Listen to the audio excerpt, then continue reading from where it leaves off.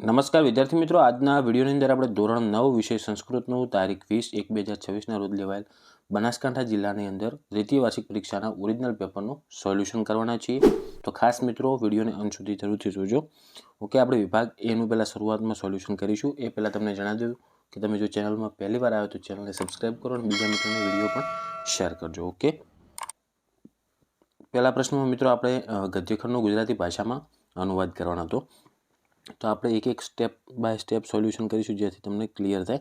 જેમાં પહેલું છે જુઓ, ય ખલુ ઈર્ષ્યાગ્રસ્તો ભવતી તસ્મે. તો એનો આપણે ડાયરેક્ટ એનું અનુવાદ બોલીશું કે જે ખરેખર ઈર્ષ્યાથી ઘેરાયેલો હોય છે તે બીજાના દુર્ગુણોનું વર્ણન કરવું ગમે છે અને પોતાના ગુણોનું વર્ણન ગમે છે.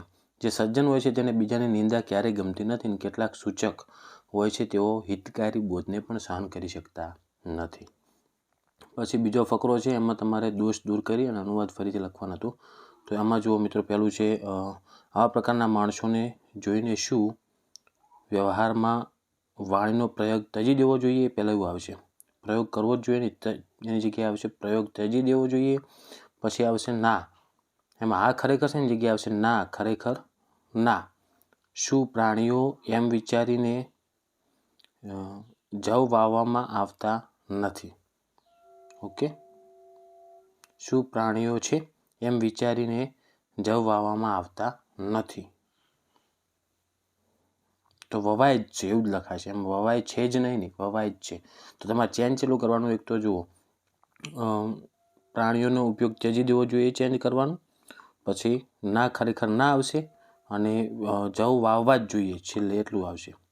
પછી આગળ વિકલ્પો આપેલા હતા જુઓ, જેમાં ત્રીજો છે સર્વે કિમ રક્ષિત્વમ. તો એમાં ત્રીજામાં જવાબ આવશે મિત્રો સી કુલાચાર. પછી ચોથું છે ગગને ક સપરિવાર વ્યસર્પત. તો એમાં આવશે ચોથામાં મિત્રો ડી ચિત્રગ્રીવ. પછી પાંચમું છે ઉપવેદાહ કતિ સંતિ. તો એમાં જવાબ આવશે મિત્રો બી ચત્વાર.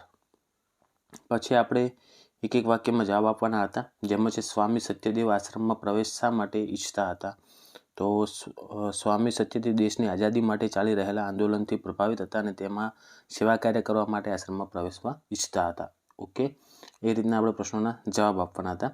પછી આપેલ છે એમાં તમારે ફકરો વાંચી અને પ્રશ્નોના જવાબ લખવાનો છે. તો પહેલું છે સાલ્મ લીતરુ કુત્ર આસિત. તો એમાં જવાબ આવશે ગોદાવરી તીરે. બીજામાં આવશે લઘુપતનક અને ત્રીજામાં આવશે કૃતાંત ધૃતિમય ઇવ અટંતમ વ્યાધમ.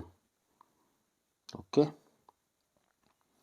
પછી આગળ વિભાગ બી, જેમાં તમારે પહેલું છે શ્લોકનું અનુવાદ કરી દોષને દૂર કરવાનું હતું, જે શ્લોકનું અનુવાદ હતું એમાં. તો જુઓ, એમાં તે રામ, પછી છે બીજાના આચરણના રક્ષક. તેમાં આવશે જુઓ પોતાના ચારિત્ર્યના રક્ષક છે. ઓકે, એમાં પહેલાં સુધારવું પડશે. પછી છે પોતાના બંધુઓના પણ રક્ષક. તો એમાં આવશે પોતાના સ્વજનોના પણ રક્ષક છે. પછી ત્રીજી લાઈન છે જગતના તેમજ ધર્મના રક્ષક નથી. તો એમાં આવશે જગતના તેમજ ધર્મના રક્ષક છે. અને કે શત્રુઓને સુખ આપનારા છે અને શત્રુઓને સંતાપ આપનારા છે. એમાં એ સુધારવાના છે. આ દોષ દૂર કરવાનો હતો. પછી તમારે શબ્દ પેટીમાંથી યોગ્ય શબ્દ પૂરો કરીને શ્લોકનું પૂર્ણ કરીને વાક્ય લખવાનું હતું. તો જાતુ પછી આવશે રીપુ. ઓકે, જાતુ રીપુ જે દેખાય છે રીપુ. નામન અસ્તિ. પછી આવશે મિત્રમ નામ ન વિદ્યતે. તો બીજી ખાલી જગ્યા મિત્રમ આવશે. પછી ત્રીજામાં આવશે વ્યવહારત અને ચોથી ખાલી જગ્યામાં આવશે જાયંતે. ઓકે, પછી આગળ જુઓ, MCQ આપેલા હતા. 11મું છે ક મયો ભાવ મયસ્કર ચ અસ્તિ. તેમાં જવાબ આવશે મિત્રો બી ભગવાન શિવ. 12મું છે પાપસ્ય કારણમ કિમ. તેમાં જવાબ આવશે એ લોભ. 13મું છે વસંતે પવન કીદૃશ ભવતી. તો 13માં જવાબ આવશે મિત્રો સુગંધી.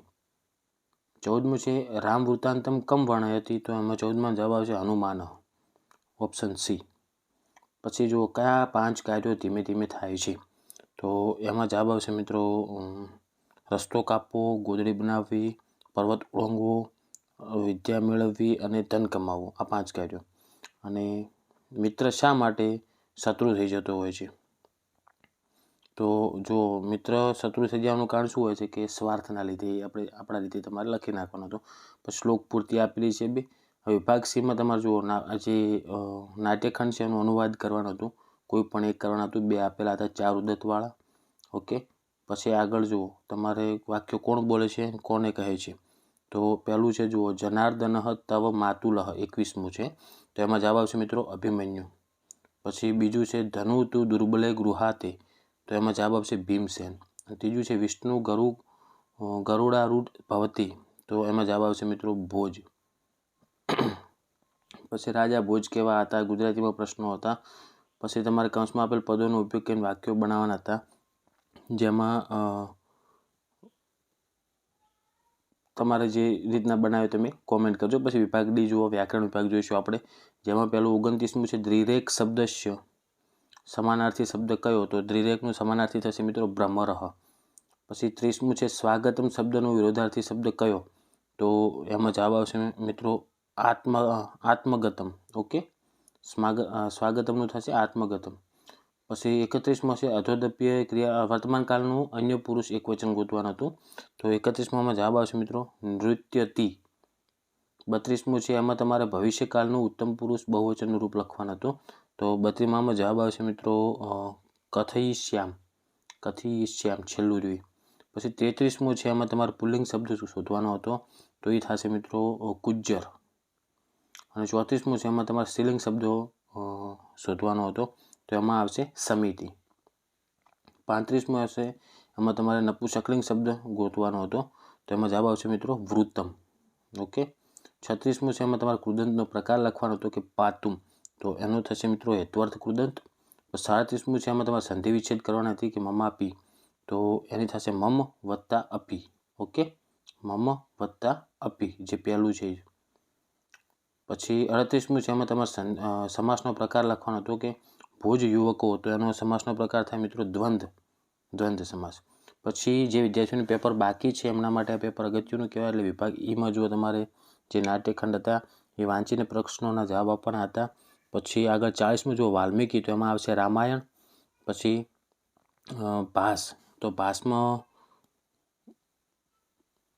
આવશે મિત્રો પચરાત્રમ જ આવશે. અને છેલ્લા 42માંનો કોઈ આઈડિયા નહીં, તમે કોમેન્ટ કરજો શું જવાબ આવે.